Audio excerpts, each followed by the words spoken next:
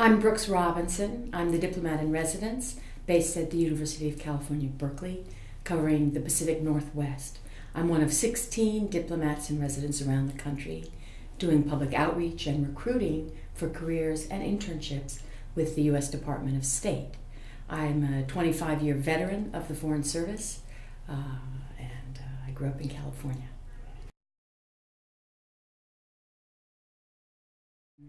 Well, we have a wonderful student internship program. In fact, I brought a brochure about it, which I'll be sharing in my programs today. Become a Student of the World. We have student internships in the spring, summer, and fall quarters or semesters. These are 10 weeks long. About half of our interns spend their internships in Washington at our headquarters, and about half spend them at our embassies and consulates all over the world. They are open to students who are sophomores now and who will be returning to student status after their internship as a junior, senior, or grad student. The deadlines to apply are quite early. So for summer of 2011, the deadline was last November 2010. The deadline for the fall quarter of 2011 is March 1. And this is because students, similar to Foreign Service officers themselves, have to have a security clearance to do the work, and that can take some time. I should add as well that in addition to being a returning student, applicants to the student intern program must also be American citizens.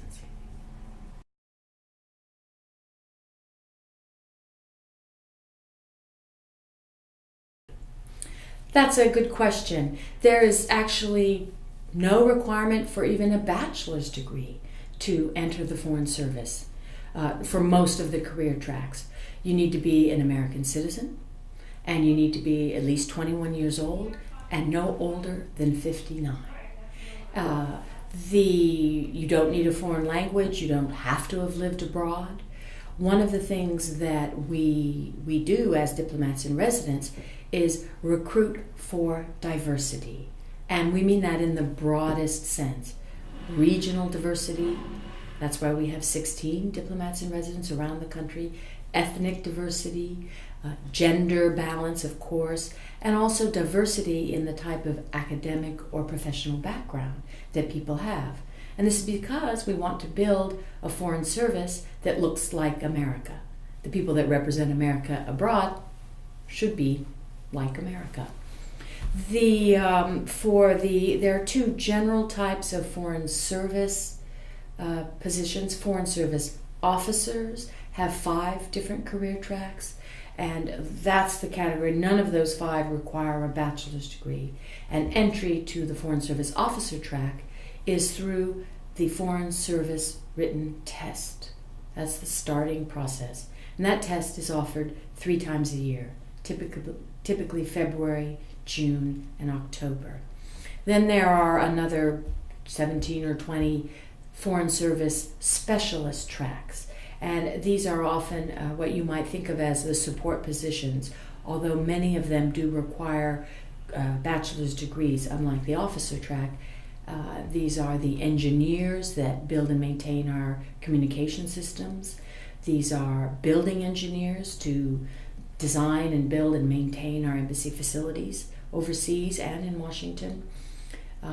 We have human resources specialists, office managers, all kinds of diplomatic security agents. These are all Foreign Service specialist tracks, and entry into those is through our website, which is careers.state.gov, and an application process is if you get on the website, you can see how to apply for that.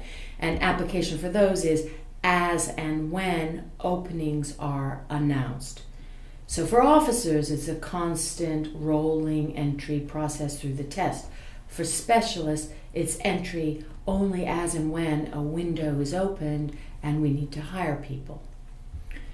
Both types of Foreign Service employees require certain of the same basic qualities or skills, something we call the 13 dimensions. And I'm not sure why we call them dimensions, but we do. This booklet, which is on our website, the Guide to the Selection Process, has a list and description of those 13 dimensions on page 29. And some of them are things that are obvious. Cultural adaptability. Anybody going to live abroad needs that. Others you might not necessarily think of, but they're things like integrity and good judgment. Because when you represent America abroad, you do so 24/7, and you have to represent our policies and protect our reputation with great integrity. So these 13 dimensions are really at the heart of what we're looking for. A lot of these qualities are things that most people don't get out of a school book or the classroom. A lot of these things are things you get from life experience, work experience, and for that reason, the median age of people entering the Foreign Service as officers is 31. It just can take a little while to get the kinds of experiences that give you these qualities. And we need all 13 of those qualities from day one on the job, because from day one, when you arrive at an embassy, you'll be in a position of great responsibility and need to draw on a lot of skills. We think that we have the gold standard of selection processes. It's very similar in many ways to what some of the major international corporations do when they're recruiting their managers, mid and senior level managers. And I think one of the signs that our selection process is a good one is that retention is very high. We are hiring the right people.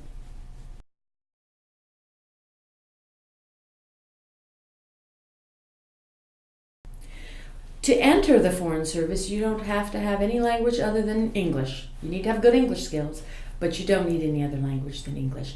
If you need a language to do a job, we will train you before we send you there.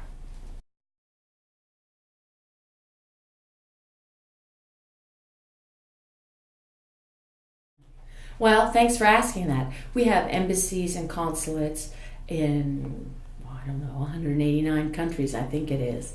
Almost every country in the world. So any language is one that we are going to need people qualified in. That being said, we have 6 super critical needs languages. These are Hindi, Mandarin Chinese, Arabic, Dari, Farsi, and Urdu. And these are considered supercritical needs because these languages are spoken in parts of the world where we are expanding our diplomatic presence pretty significantly, and we don't already have a core of people with those language skills. So if there are University of Oregon students who have those skills, or even non-students who have those skills, they can get a few extra points in the entry process. They still have to qualify, but it can mean that they could be hired more quickly than people without those skills.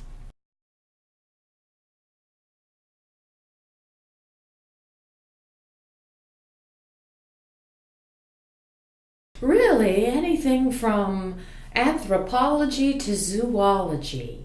We want a Foreign Service that is diverse, as I said, but also the work of the U.S. government overseas involves just about every field of expertise you can imagine. For example, increasingly issues around the environment and science and technology developments are increasingly important to us, both in the multinational venues like the United Nations and so forth, but also in our bilateral relationships, our country with another country. So people coming in with those kinds of skills can often find a lot of job opportunities.